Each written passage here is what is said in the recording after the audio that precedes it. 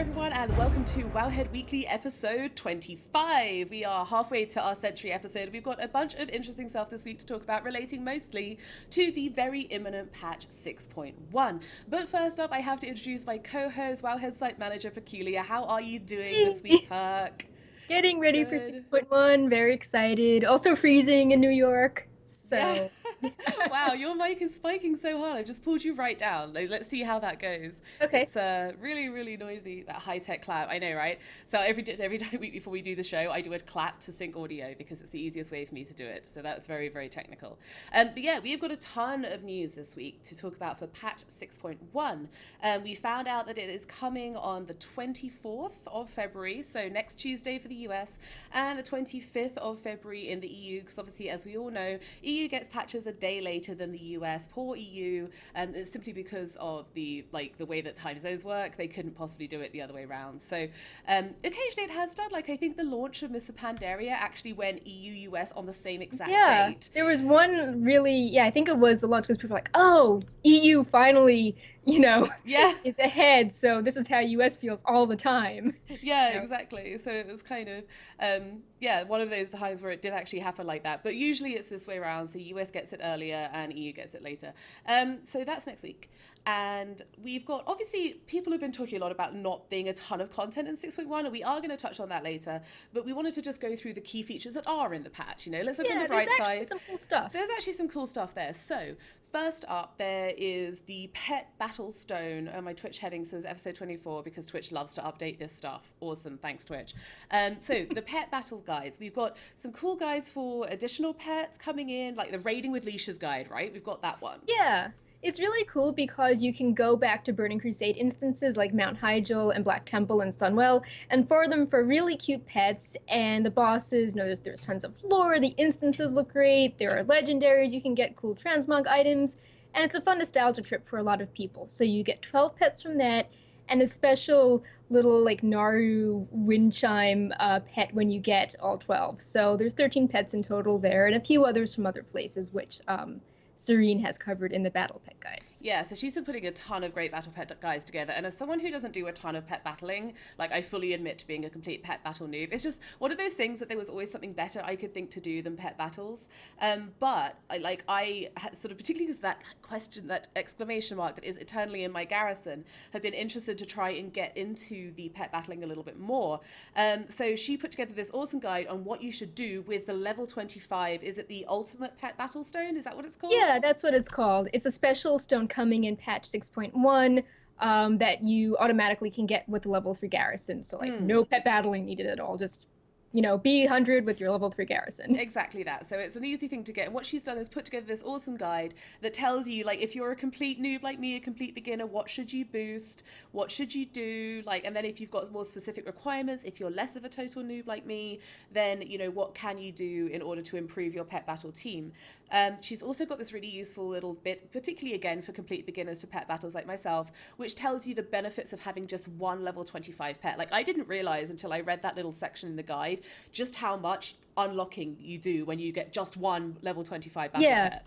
So it allows you to buy level 25 pets on the auction house, that kind of thing, capture higher level pets. Yeah, what I also like too is that she tells you what you should not use your pet on. Yeah. And a really obvious example is the Alec pet, but she also goes over, if you can get a really high level pet that has the same abilities as a level 1 pet, don't use it on these level 1 pets. So I think that's pretty useful. Yeah, Because definitely. I'm not really good at leveling pets, but I really like collecting them. So I just might go with something I think looks cool as opposed to actually doing the research and being like, okay, Yeah. I actually have 10 moths. Yeah, definitely. And I think for me, like, the thing with the pet battle stone is I just don't want to kind of make the wrong call because I'm someone who's so new to it. And I think a lot of other people will have that concern of, oh my God, what if I boost the wrong pet to level 25? It's sort of the crushing like problem of choice.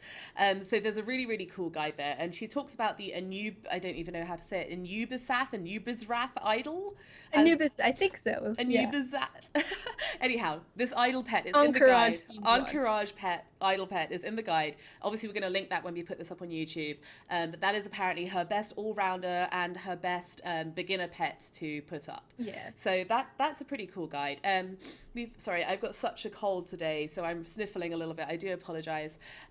We've also got the Garrison Jukebox guide, which I put together. That was fun.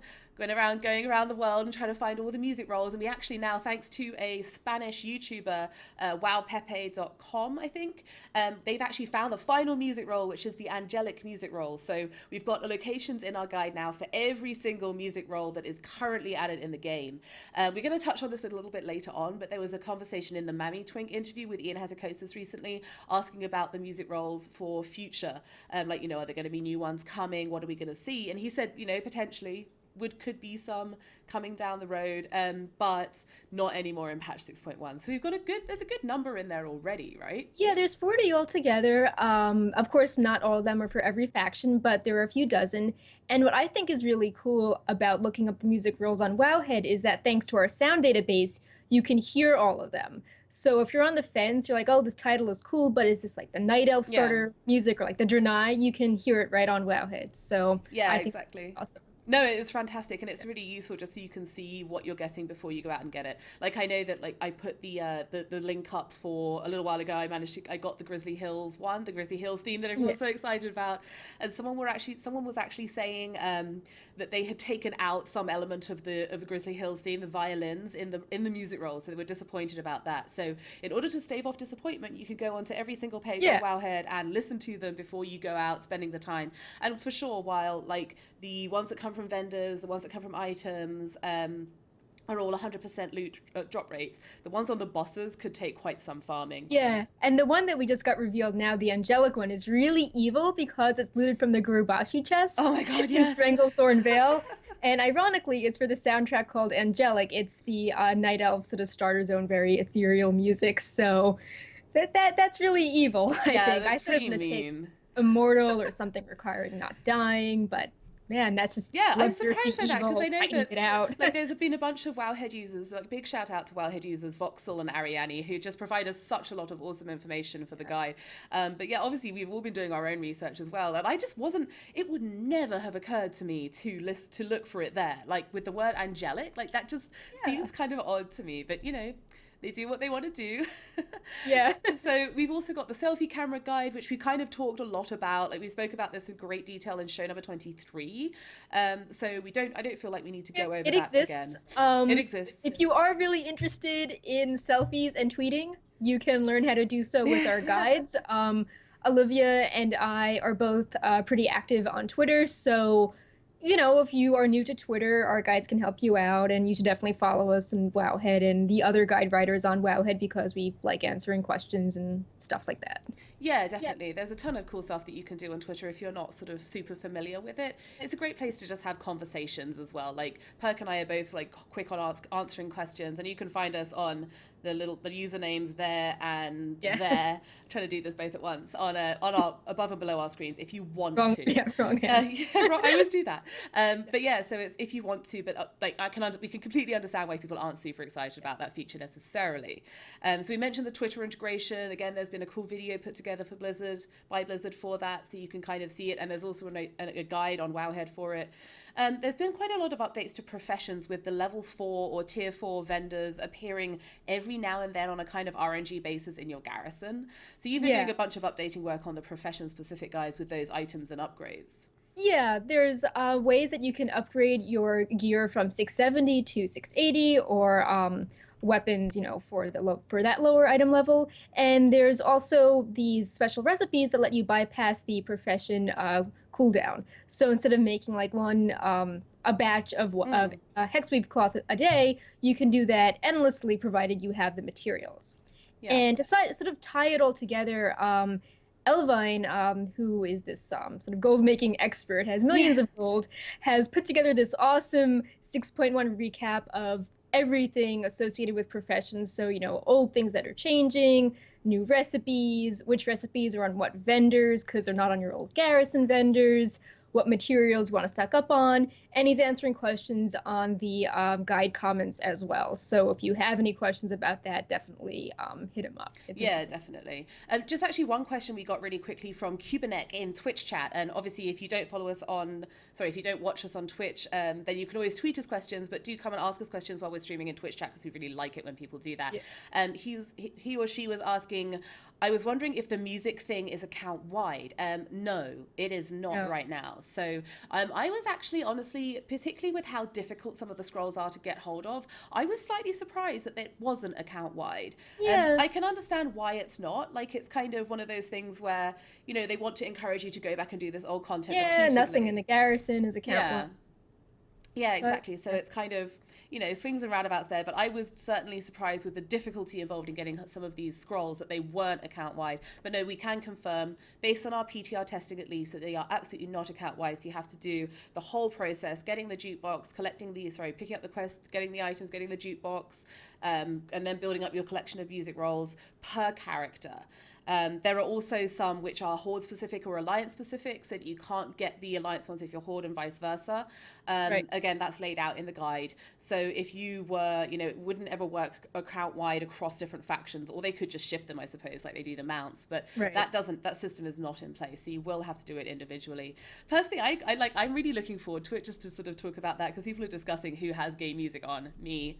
I have game music on all the time. I like having it. Yeah, it's just just nice and relaxing and sort of adds to the ambiance. There are times where I don't have it on or I turn it down, but I think it just really adds to the mood. Yeah, I completely agree. I personally really enjoy it. And I think that particularly for me, where you spend so much time like AFKing, like out having to do some work on Wowhead, then go back to your garrison, check something, go back into Wowhead, just to have like not, particularly the Horde music is so obnoxiously, excessively epic. Yeah, it's very stressful. And it's just sort of very stressful. And I've been really happy to have the nice, like the night song music I've been listening to a ton in my garrison. It's just really nice to have it. Yeah. Like, I mean, you know, it is what it is, and it's something that's, if people use it, then great. If people don't use it, then oh well, such is life.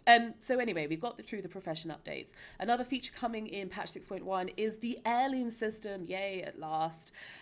So we've got a guide on this. We have guides on a huge guide on heirlooms, their acquisition and such, created by a user, which is amazing. Yeah, it's really good. It's done by this Wowhead user, Zabadar, who I think made it in Cataclysm, and he's been updating it ever since. And he has a special PTR version of the guide that will go live when Tuesday is live, because so many people are rushing right now to get their heirlooms collected, because it's slightly easier right now and cheaper if you just want an heirloom to say that you have an heirloom towards your collection total. Yeah. So he's keeping the live version up because people are like racing to get it done, and we've seen increased traffic on it, which is pretty cool. Definitely. And I think it's worth mentioning as well how that changeover is going to work. So if you've got existing heirlooms before patch 6.1, they will still be at the level which they are right now. So if you've got like a level, like a basic heirloom right now, or you've got the level 85 one, or you've got anything else, that will be continued into patch 6.1. But the new heirlooms which you're getting for gold are level 60.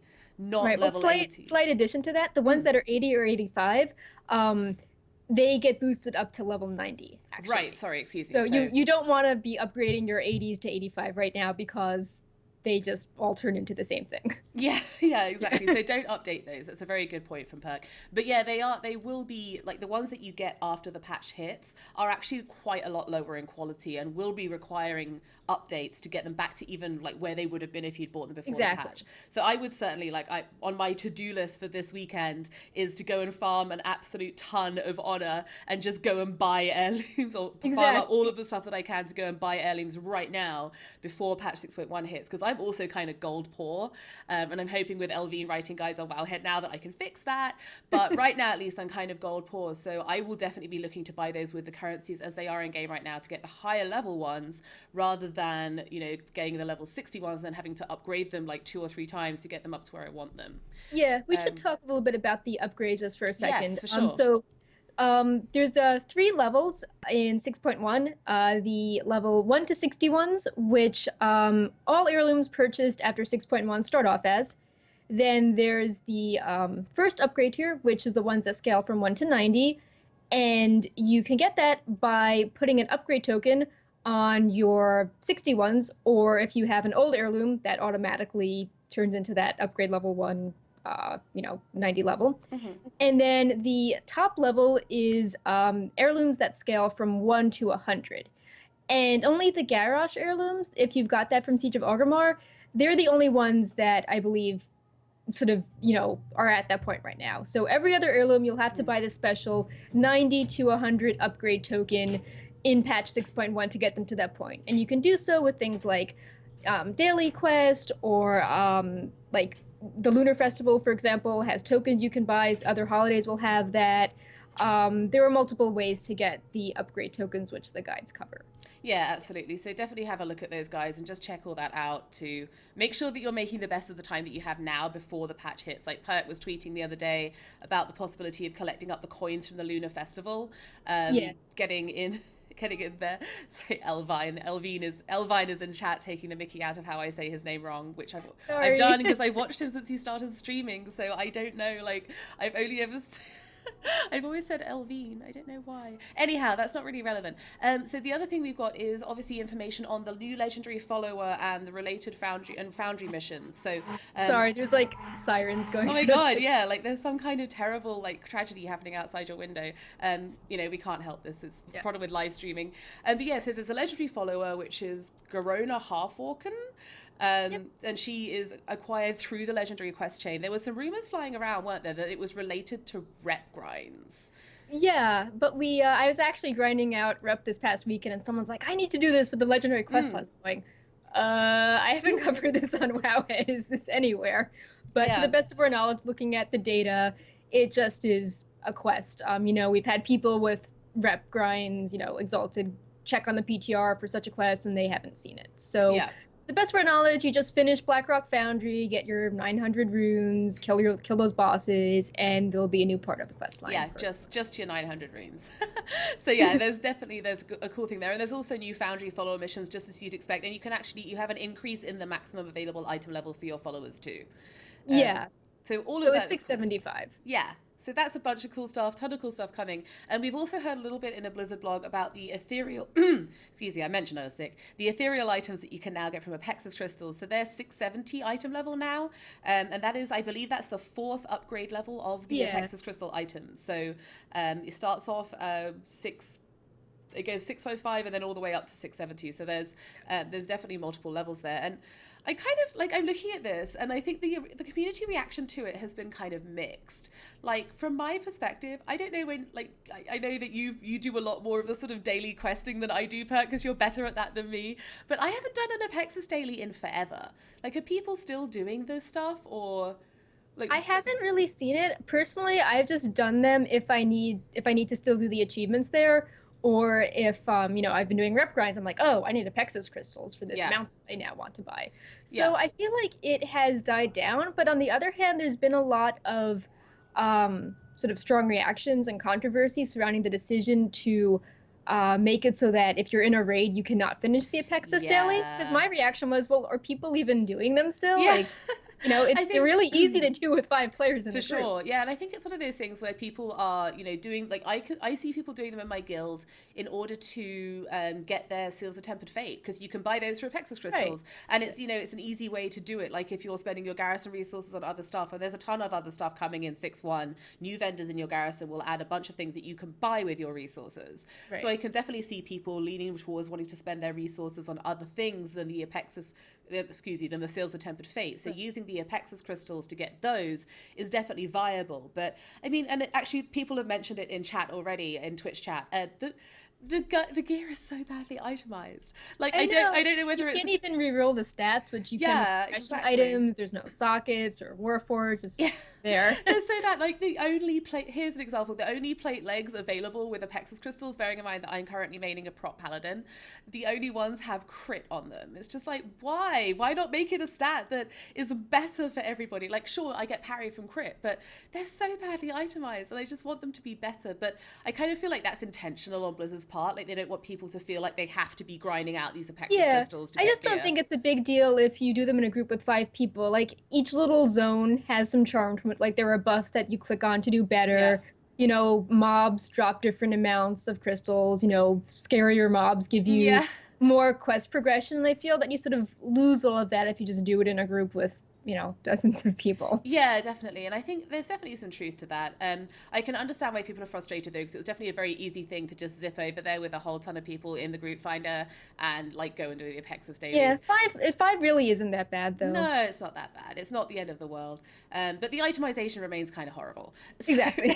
I don't know how many people like would actually be doing it. Cubanek asks in chat, how has anyone done the maths? How many days you need to do the dailies to get enough crystals?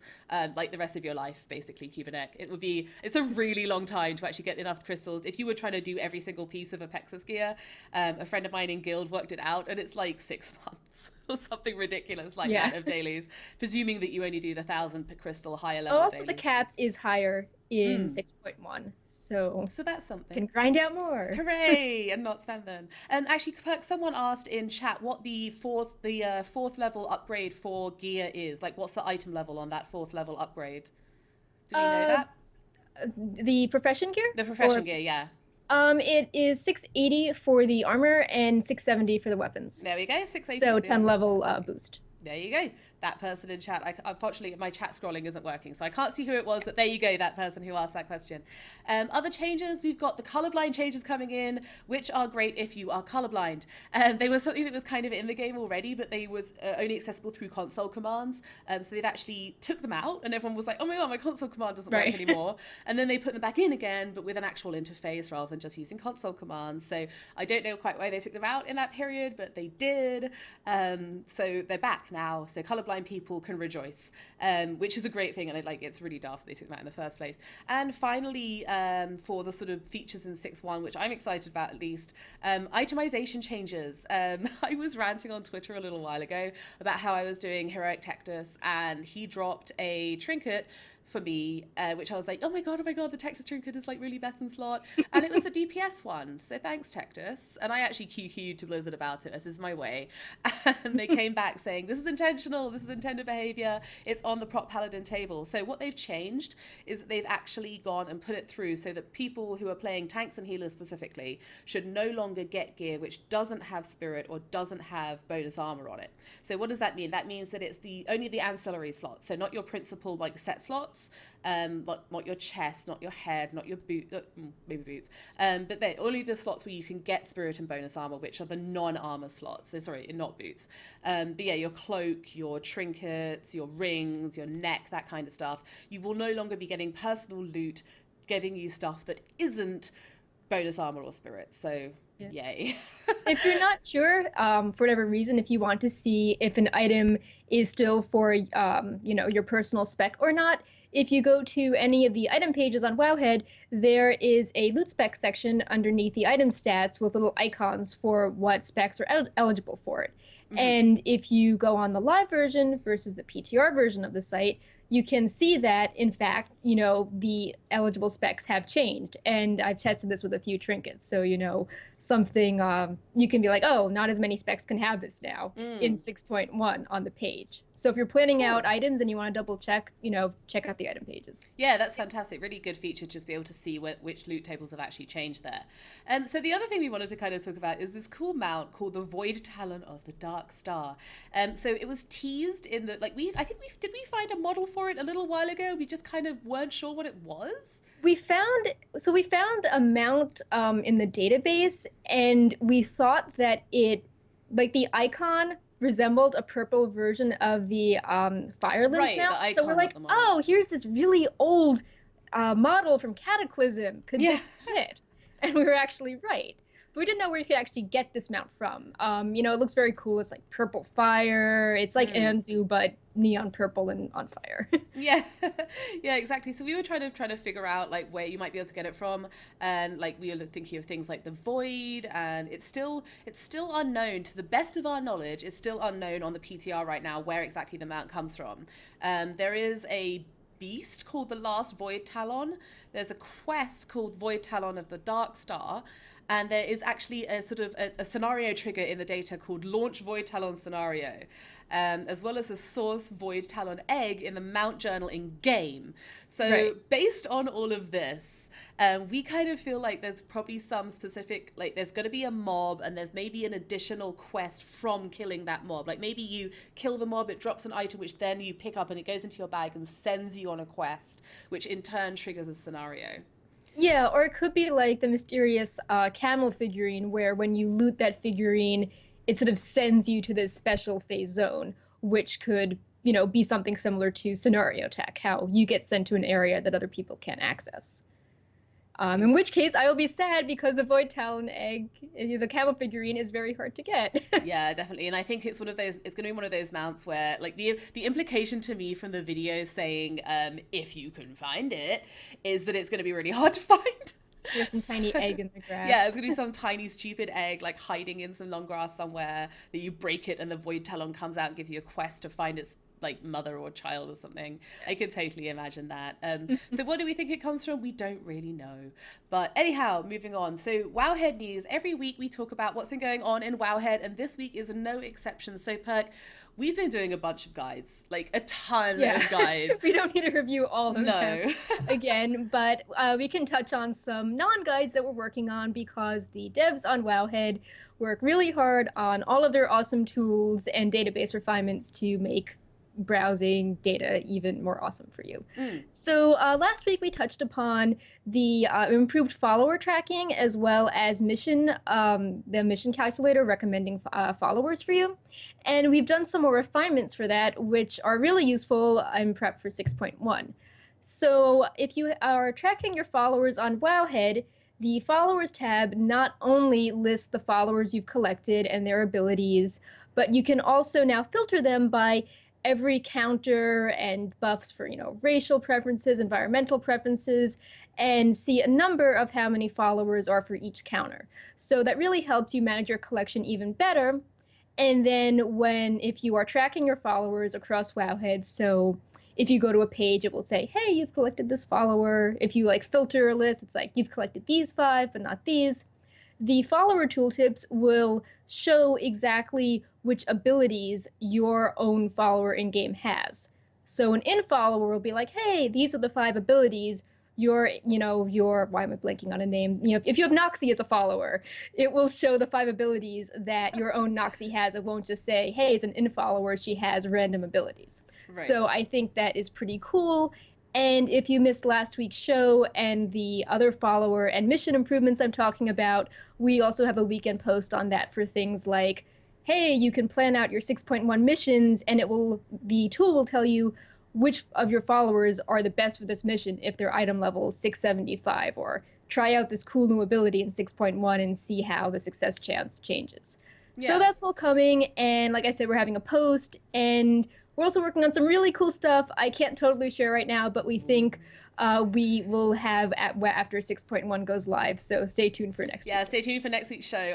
Perk's been showing me some previews of what she and the devs have been working on, and it's pretty cool. I'm going to leave that there. There's not too much teasing. So that's kind of our Wowhead news for this week. As ever, go check it out. Look at the site. Wait for that. Keep an eye out for that weekend post that's detailing all of the hard work that Perk and the devs have been doing on the follower stuff, because it is really, really cool. So moving on, we've also got the Lunar Festival. We kind of touched on this a little bit last week, but with more detail. We've got 3 new toys, right? That's kind of a lot of toys. That's a bunch of stuff. What are the 3 new toys? So there are 2 everlasting fireworks, and those are really cool because previously you could only get them if you got lucky when you ran the Theramore scenario before Mists of Pandaria launched. So not many people had these at all.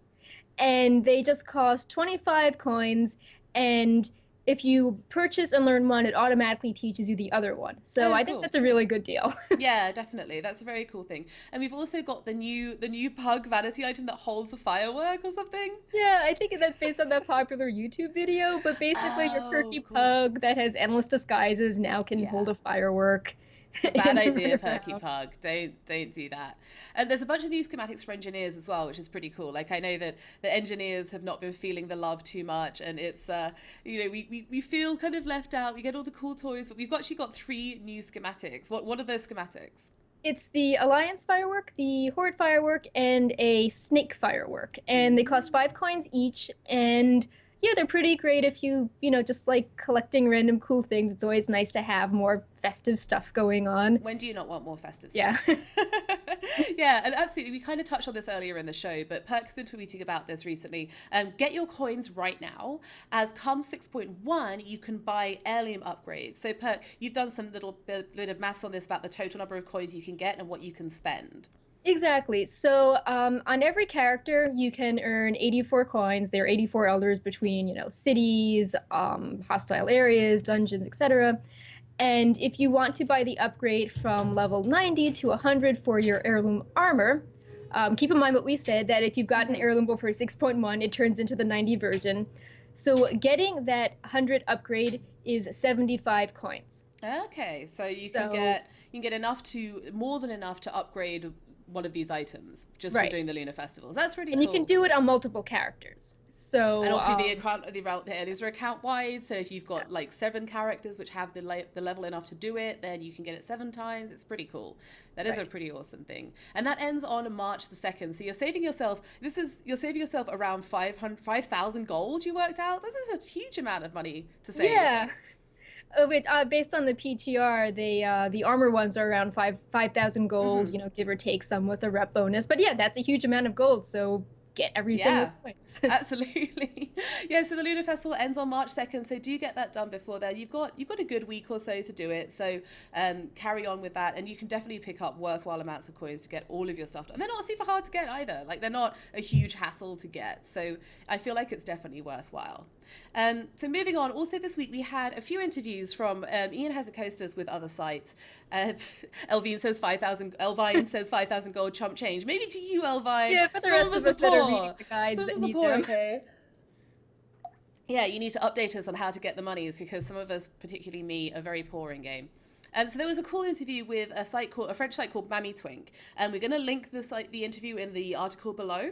On Wowhead when it's up on YouTube, but it's just bear in mind it's in French. So if you don't read French, then that might be a little bit tricky to read, but Google Translate is your friend. So we were reading through the interview and wanted to highlight some of the cool points, which they touched upon with Ian. It's a great interview actually, and there's another one with Vanian as well, but I don't know that that's up on their site just yet. So we'll probably talk about that next time.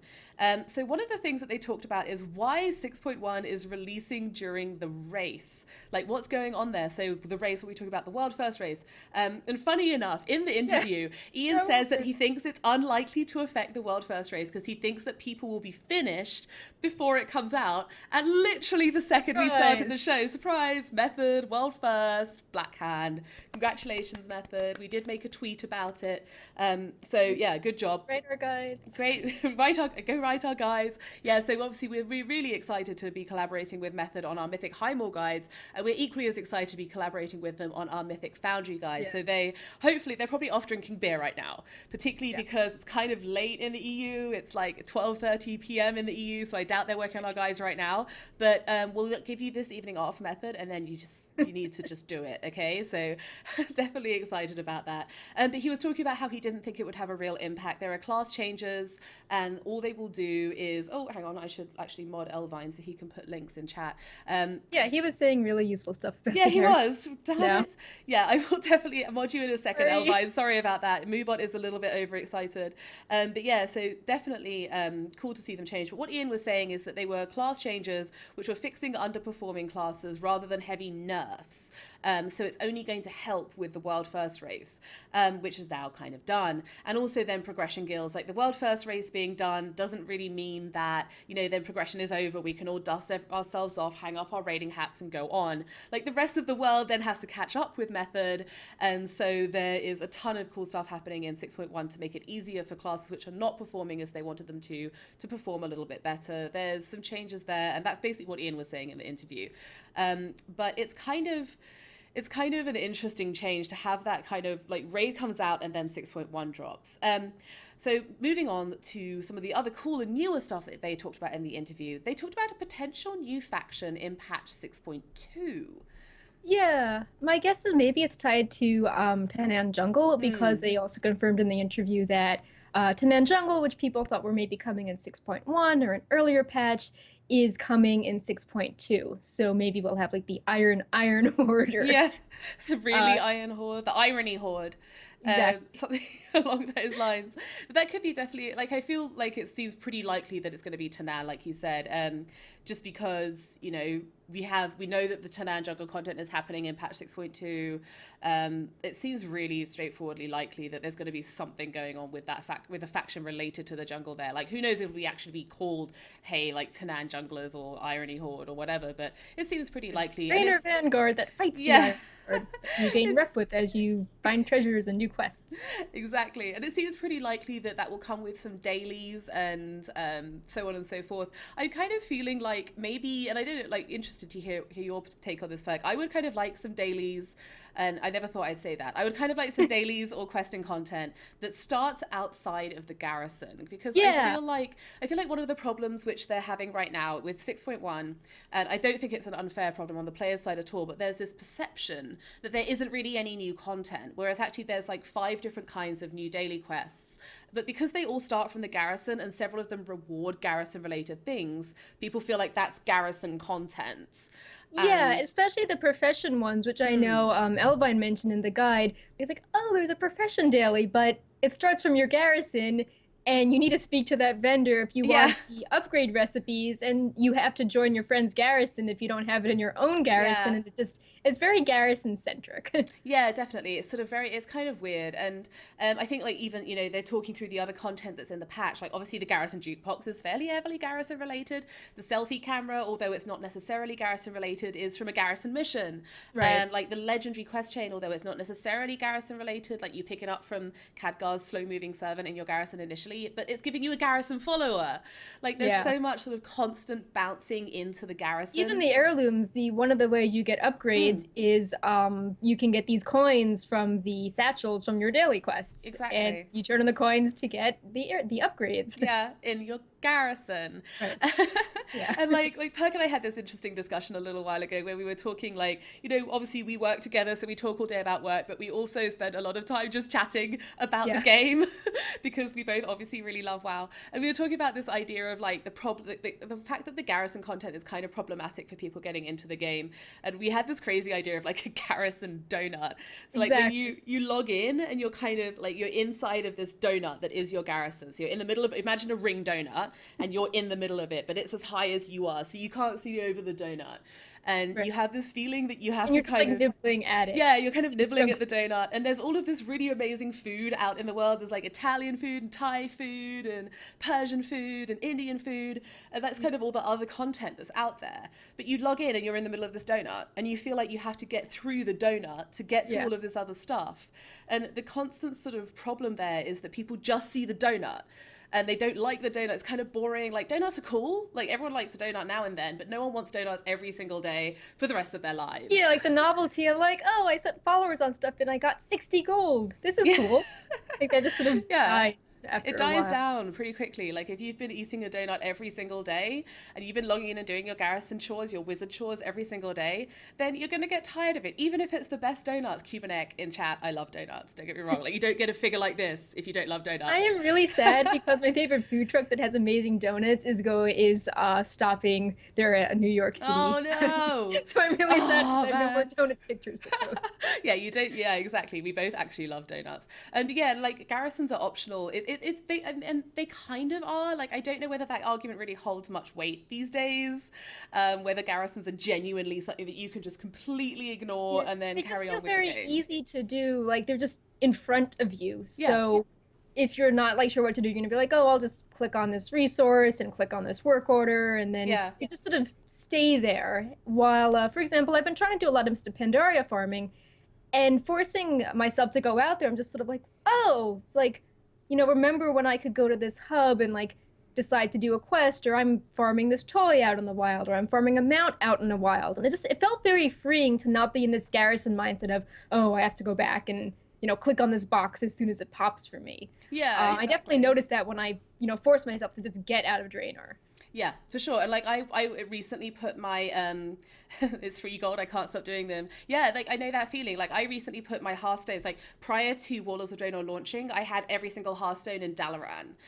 because it's super convenient. It has portals everywhere. And like, you know, I wasn't really doing anything that necessitated being on Pandaria as such, because all I was really doing was PvP. But like going around Dalaran, I just sort of remembered how it used to be in like before the garrison existed, where I was around people. And like it just felt so full. Like the game felt so full and so exciting. Yeah. And also I would sorry. No, go ahead. I think that the people inspire you to do more as well. For example, if I leave the garrison to even go to, you know, Storm Shield, it's not totally grand, but I'll see someone on a mount and I'm like, oh, I should go farm that mount this week. Like it's just this idea of measuring up to people, you know, trying to look good, you know, kind of to impress people, but just socializing and interacting with them, and you get to present yourself to others, and that adds value to the achievements and things you collect and that you can show off, while in your garrison it's very isolated and you sort of lose motivation. Exactly. And like for me as well, like I know Perk is super good, like knows, like if I need to know what a transmog set is, I just send Perk a picture of it and she's like, oh yes, this one comes from here. But I'm not that good on knowing exactly which set comes from everywhere. So like I would be bimbling around Stormwind or Orgrimmar and I'd see someone in an amazing set and just be like, oh my god, what is that set? Or on a mount and just be like, oh my god, what is that mount? Like I spent like most of my time that I wasn't doing arenas at the end of Cataclysm just chasing after transmog and mounts and farming, and I had a great time. So it reminded me that there's all this old content chilling out there. And like Serenon like nails it in Twitch chat, saying it's the multiplayer part of the MMO that the garrisons really remove. It is, because you feel like that isolation, that you're kind of in there on your own and you don't see the other players in the world. It's very eerie being on your own, because the followers are meant to sort of recreate this social atmosphere where they say hi to you and they wave to you, and they're all like very fawning and positive and you're in charge of everyone, but that's not exactly the same as interacting with your friends or being like, hey, I actually don't know everything. Let me, you know, chase after this thing this cool person next to me has. Yeah, exactly. And like, you know, you hang out in even the shrines in this Pandaria, like looking at each other's mounts and like showing off with a toy, flipping your eternal steel, blah blah blah, like sitting in an oyster shell for a while in your bikini, because why not? And that was fun, and that was a really good thing, and garrisons just take that away. And it's kind of like what you were saying about the excessive positivity. It's like, did you ever seen the film Stepford Wives? Like where it's all sort of so perfect and everything, and it's kind of spooky and weird. So yeah, like, and Serena, and again, you're left with the worst part, trade chat. Like, obviously we love Panzer, this isn't about her, but trade chat in game, yeah, it's the worst. I mean, every time I make a new character on the PTR /leave 1, like it's the first thing I do /leave 2, like just get out of trade chat. It's a really problematic situation, and I hope in 6.2 that when they introduce this new faction, which is what we were talking about before I derailed us epically, sorry guys, is I hope that they put it in the world. I hope that they put it into Nan, and I hope that they make it so that it's a viable place to be. And I would love to see them put some more portals into other parts of the world so that I can have my Hearthstone in Dalaran. And like I have my Hearthstone in Dalaran and my Garrison Hearthstone still, so I can get around Draenor easily from Dalaran. Yeah. But I think it's it would probably be really too much to ask, but I would even just love more, like you said, portals to other parts of Draenor and just NPCs for different rep grinds. I was grinding out so many rep grinds, and it just was, okay, find a group, stand in one area, kill mobs for a few hours, leave group, the end. Like it didn't really encourage me to go out on a daily basis and, you know, interact with things in the world or feel connected to other parts of the world or NPCs like I do with my garrison. And it felt very weird to hit Exalted and not really get a cutscene or have an NPC that I really bonded with, or, you know, the one that gave the really annoying daily or thanked me for doing anything. I'm like, I just did something with Shatrith because that's what the name of the faction is, and okay, I'm buying this thing in my garrison now. Like, shouldn't there be an NPC by Shatrith thanking me for what I'm doing? Yeah, and God, be a daily NPCs. To do something in the. Oh, I have to say it's Shatrath. It's T. Yeah, no, Terran's still in chat. He will tell us off for that. But yeah, no, I think it's something that they kind of need to consider and, you know, look at. And like, maybe it's not something that they can fix, and maybe they sort of done it this way. And I know that there are a ton of people out there who absolutely love the garrison, and maybe that Perk and I are jaded because we spent too long in beta or something along those lines. Yeah. But I think it's something that has affected people's game experience in a potentially, like, there were definitely positives and there are definitely people who absolutely love them. But for some players, I think it's maybe it had a slight negative impact because of those there are just so many other things, like you can raid, you can do challenge modes, there are pet battles, I mean, there's archaeology, even though it's kind of annoying with no flying. There's lots of things out there. You can farm mounts, you can farm toys, you can farm transmog, but the way the garrison setup doesn't really inspire people to do all these other things. And if you put the effort in and you like remember like, okay, I'm gonna go farm Mr. Pandaria mounts, I think it feels healthier and you're not sort of in this like narrow-minded blinders, but it's really tempting just to be like, oh, the garrison's right in front of me. I'll just stay here in this little unit. And it's like you can easily spend like, you know, if you really want to, you can easily spend like half an hour doing your garrison stuff, and then you're like, oh, that's half an hour game time. Guess I'll log off now. And I've definitely seen some people talking about that, and I think it's problematic. And I like some in chat, Zadster saying in chat, maybe guild houses would be a better idea for 7.0. I'd love that. I'd absolutely love it.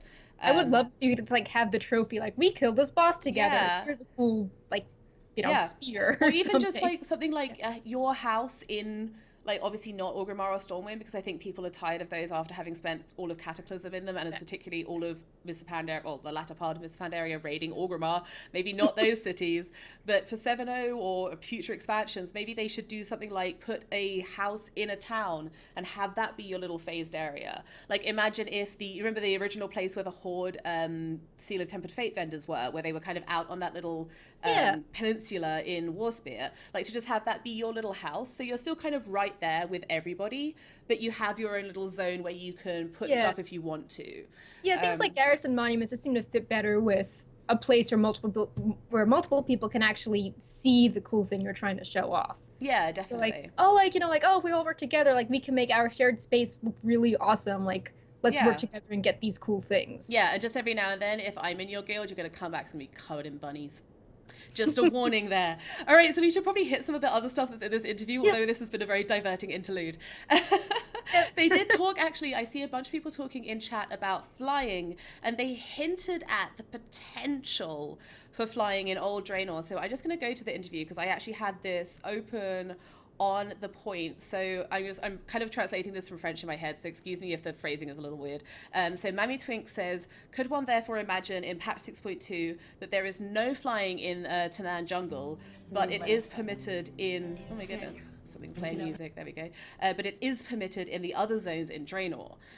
So could you imagine that in 6.2 you can't fly into Tanaan jungle, but that you can in the other zones in Draenor? And Ian Hasekostas says something along those lines is entirely possible.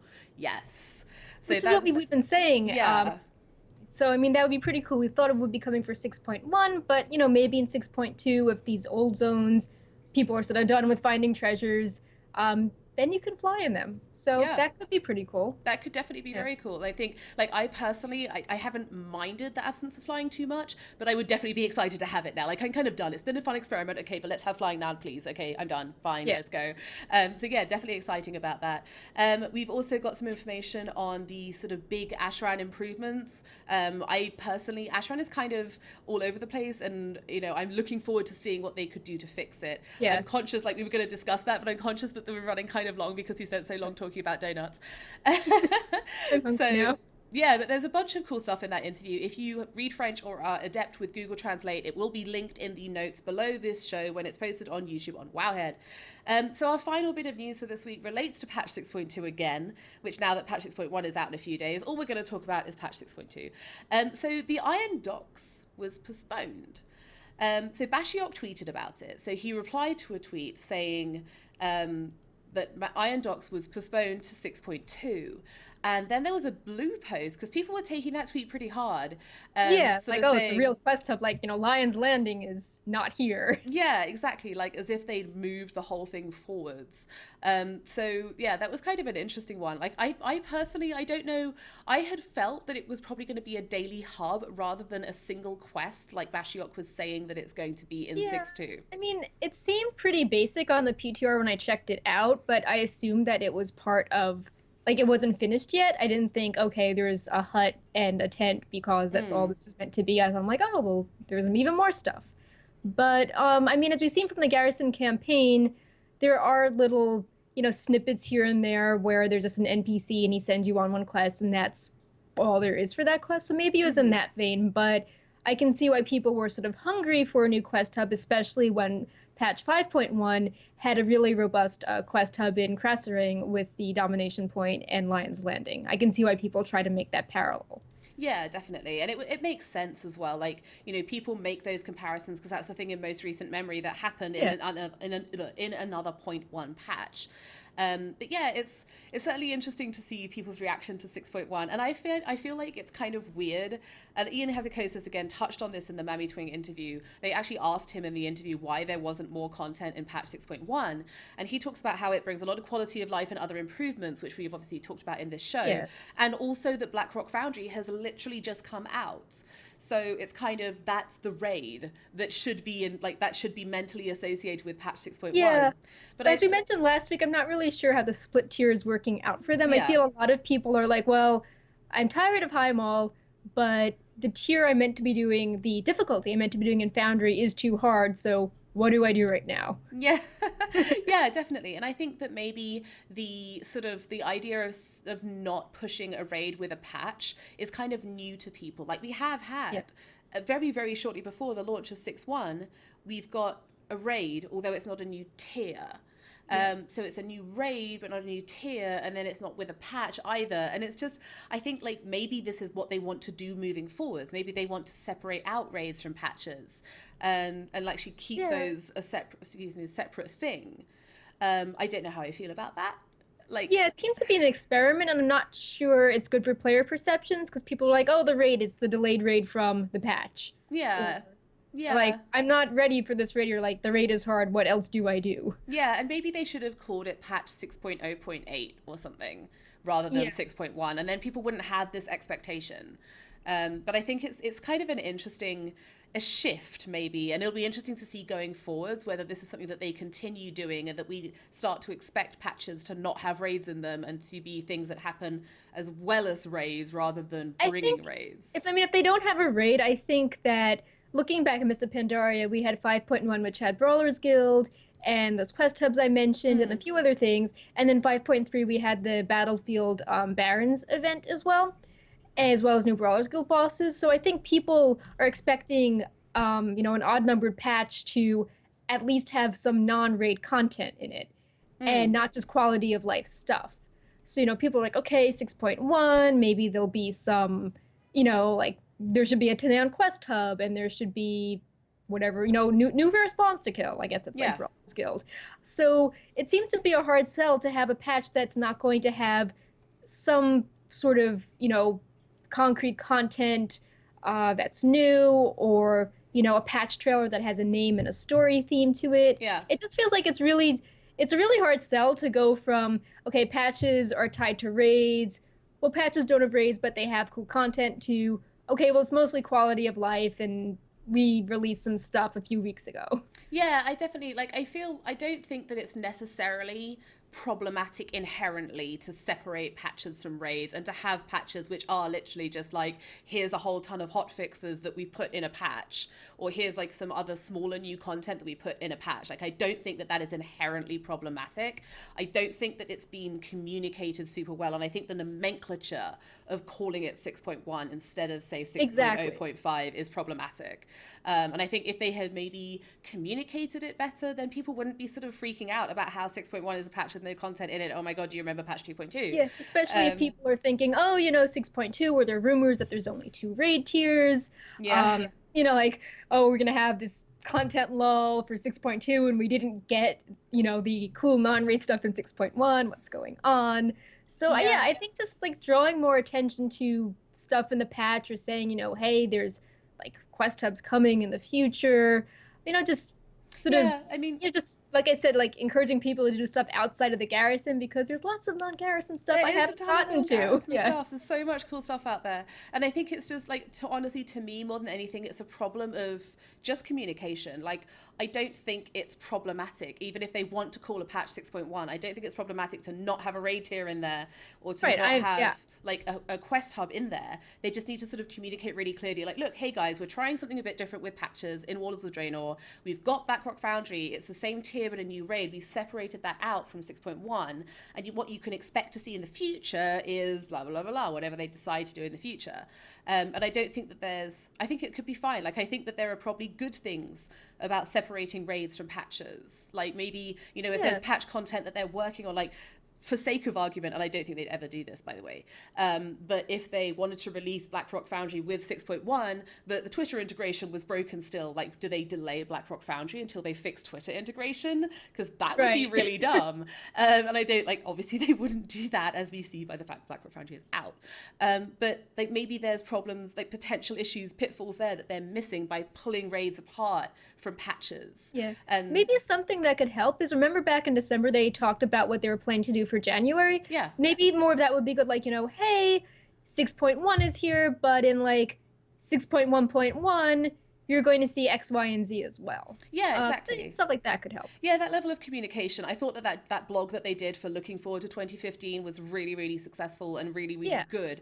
And just a little bit more along those lines, that would certainly be better. And you know, there's a ton of great points in chat, like Sirianon again saying, if you buy into the theory that they want an expansion release a time with the movie release, then you know that would be, they're going to have to shift it. And maybe that's indicative of what we're seeing here. This is actually enabling them to release stuff more quickly because they're separating raids from patches. Yeah, I just Obviously, feel like we're just if they are theorizing. doing new content, they should hype that up more. Like, you know, hey, the Lunar Festival's here, and we have like new stuff associated with it. So this isn't tied to a patch, but you guys should do this. Like, you know, we spent time on this, but I don't think that it was really highlighted. Like, you know, I highlight it in my guides, but it seems that, you know, they could emphasize the content that is coming out that maybe isn't tied to a patch, of being like, hey, you know, we've actually had 17 bosses in a few months. Like, that's really cool. Or if you don't want to be stuck in your garrison, like, here's a little post talking about challenge modes. Yeah, there's a ton of cool stuff that's out there that maybe hasn't been communicated as well as it possibly could have been, because there's been a sort of community like broadcast focus on these features, which people, and maybe it's a community focus from our side as the community, as well as from the communication angle, where people are sort of like so focused on the sorry, I think there's something beeping here. So focused on the selfies and the Twitter integration, because people are too busy raging about that to actually hear about the stuff that has been added to the game. So yeah, there's also like I think 10 or 15 new toys. Yeah, a bunch of new toys. Fun to collect. There's like mounts. Pets. There's quests. There's quests that push you back into the dungeons that came out with WoD, which I'm happy about because I need a reason to do those. There's the upgraded challenge mode stuff. There's a bunch of small things. Like there's no big chunky chewy daily quest hub. I swear I can hear music. I'm sorry if I can hear music, guys. But yeah, there's a bunch of stuff that's going on that they just haven't maybe put as much hype behind as some of the other features. So, yep. All right, we are super long because we have been rambly as you like today. So sorry about that. I hope that wasn't too boring and like a little more news focused next time, potentially. But thank you so much for hanging out, guys. As ever, you can follow me on Olivia D. Grace on the Twitters. You can follow Perk on Perculia up above her screen there. You can follow Wowhead on Wowhead. If you want to catch the show live, we stream every Friday at around 2:30 p.m. We were late today because we were caught up doing other fun, exciting projects. Sorry. But around 2:30 every Friday on twitch.tv/wowhead. You can follow us if you want to and subscribe if you want to, I guess. But put that money towards a patron sub instead on Wowhead itself. And you can find us on youtube.com/wowhead2. And as ever, you can find all of the content here on everything related to 6.1, everything related to heirlooms, mounts, pets, raiding, Void Talons of the Dark Star, guides, followers, garrisons, everything you could ever want in the World of Warcraft on wowhead.com. Thank you so much for watching. Thank you so much, Twitch chat, for hanging out with us. We always love chatting with you during the show. Yeah, awesome comments on our stuff. Yeah, thank you so much. So we will see you again next time. Bye-bye.